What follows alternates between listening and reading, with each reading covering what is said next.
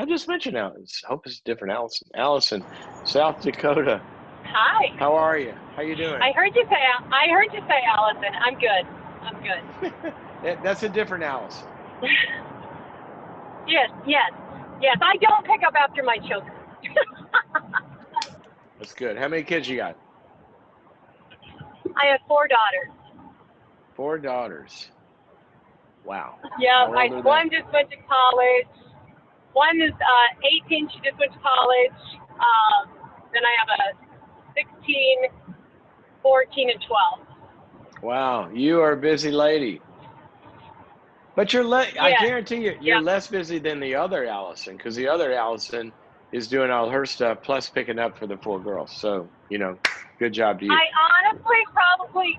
probably sometimes don't do enough. My children are very independent. So sometimes I look at it and go, well, everybody else's mom is doing this, this, and that. And I'm like, I don't know, they have the energy to do it. You're on your own. Well, there you go. So, what is your question? How can I help you? Okay, so my question is that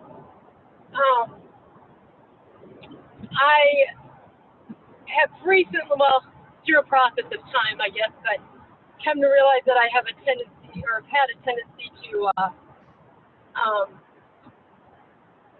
so I've had some abuse in my life, and instead of taking that victim mentality, it's probably been more of a aggressive, like, okay, I'm going to stop this. But then what's happened is that I, through after a divorce, and Hey, Allison. Allison, I'm going to interrupt you for a second. Are you on a Bluetooth or a headset? I'm missing. You know I'm what? missing. Yep. Let me pull over. I work on the road, so it's probably because I'm driving. Okay, I'm sorry. But, I just can't understand every word here. Okay, let me fix it here. Okay, is that better? That's so much better. Okay, so I guess the question is that I've just recognized that with abuse that's gone on in my past, is that I've forgiven, and I think I'm pretty quick to forgive, but I've not really acknowledged it as abuse before. And so I've been finding that maybe I respond to things, and it's gotten better with time, but it's still there because I'm just starting to realize, like, oh, geez, I didn't really recognize that, because to me it was always, well, it's not that bad. I wasn't sexually molested. I wasn't, so what's the big deal? You just move on. So one of my question is that once you recognize, like, okay, that was abuse, so then that obviously opens up the wound, which is good, but which then causes me to weep a little bit. But how do you process past that? Then is the question. Allison, like, how do you process it? Yes. You just did it again. Did I lose you? No, you didn't lose me, but you just did it again. Okay.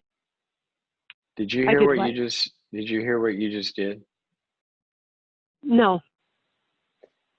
Okay, you told me your whole orientation in life is an active approach, right? You move past it, you get it, you fix it. It's not that bad. I can do this, right?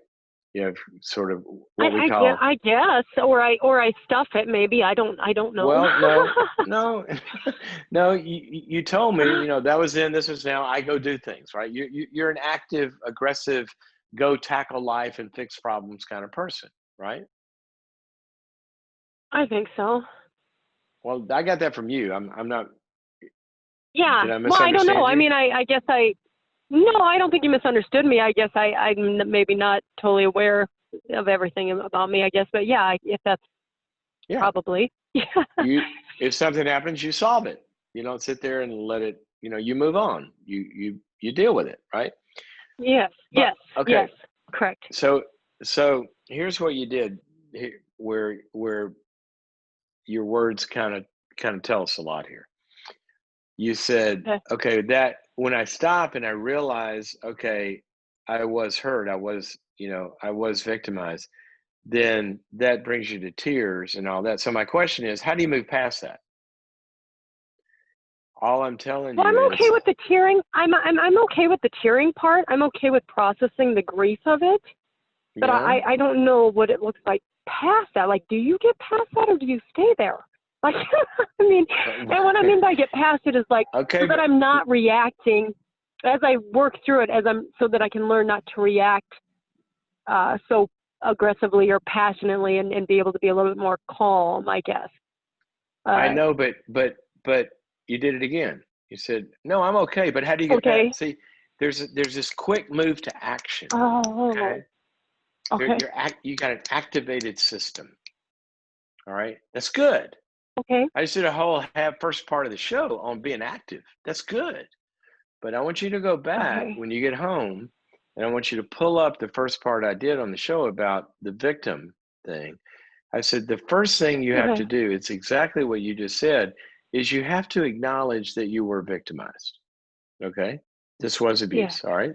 All right. And what I Okay. said was, what that move is going to do is it's going to have you to own the powerlessness and the inability Oh, that geez. you had to do anything. It's going to have you own that and sit with it. And then I said, Oh, that's that move, okay. hang on, that move, that little pivot Okay. opens the door for the greatest Okay. thing that can happen to you. And that is the realization that you can't solve it. It's got to be healed Okay. from the outside. Now, you've taken the Oh, first little move in the dance. You owned it and you said the okay. tears come. What you want to do in your psychology that's keeping you stuck, what you instantly want to do is, okay, I'm in the tears now. What do I do to resolve that? I. What move do I make? What to-do list thing Yeah. to do? What I'm saying is, I want you to be in it, but I want you to invite someone else in to do the healing to you and for you, to give comfort Okay. Like, from the cool. outside. That's going to resolve the tears and the pain, and then you're going to move on naturally. Instead of Interesting. in the tears, do exactly what you did and re-abuse yourself, which was self-comfort. That's what abuse victims have to do. They self-comfort. Huh. And I don't So want you the self-comfort self-comforting is anymore. so the so the self-comforting is saying, because I do have a hard time thinking that I was victimized, I guess. Right. Like, it's like, well, wasn't, You what? so I don't, how do you let somebody else comfort you? I don't understand that. Like, I don't know.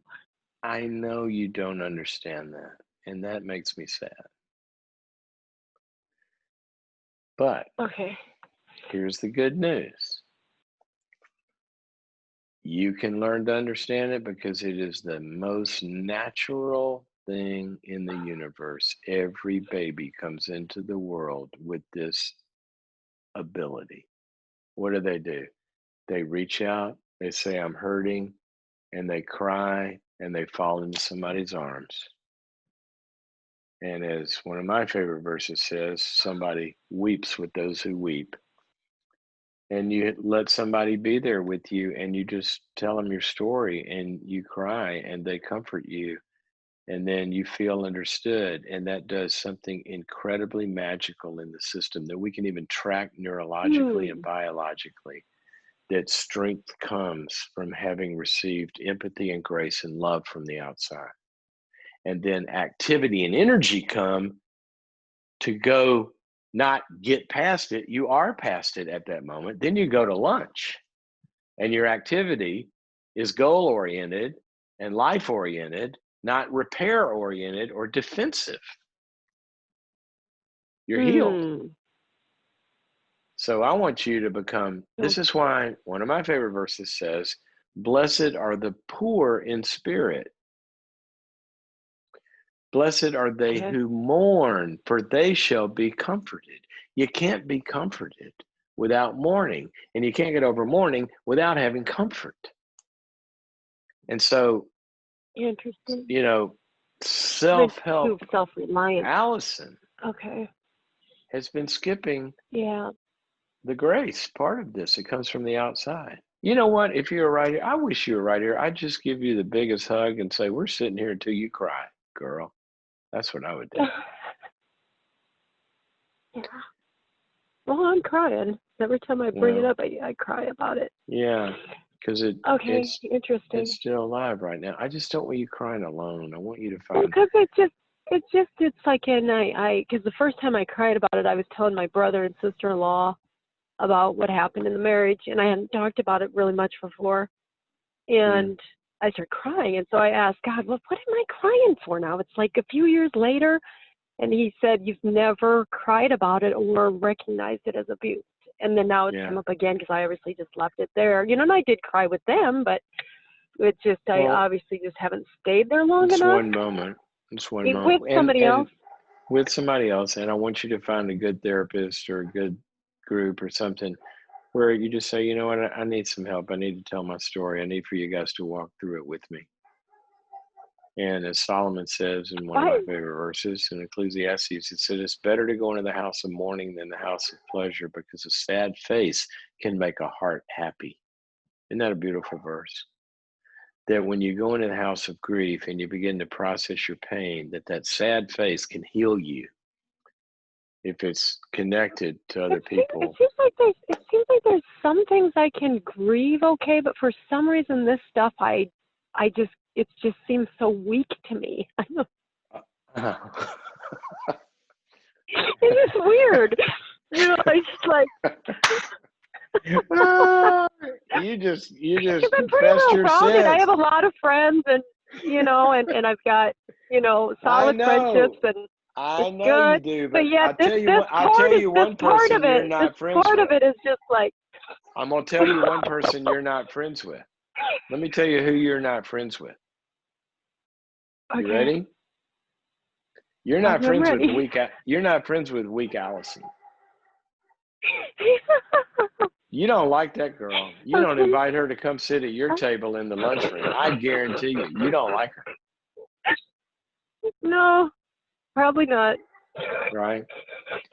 But other people would. Yes, I don't do well with victim mentality, so that's probably why it's that. Yeah, and like, you've overextended that retroactively in the wrong way to you don't do well with victims either.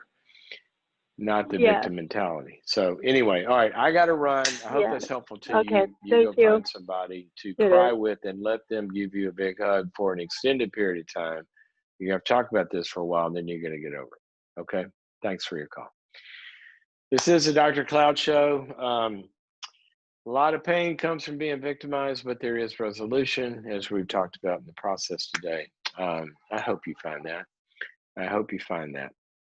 I hope you find the ability to claim your pain, to own your pain, to express your pain, have that pain cared about. And through the care, that's going to empower you to move past the powerlessness that you might have had when you truly were victimized, but you're not going to be victimized now because you're going to get empowered. Okay, you want to learn more about this? Go to boundaries.me, check it out there.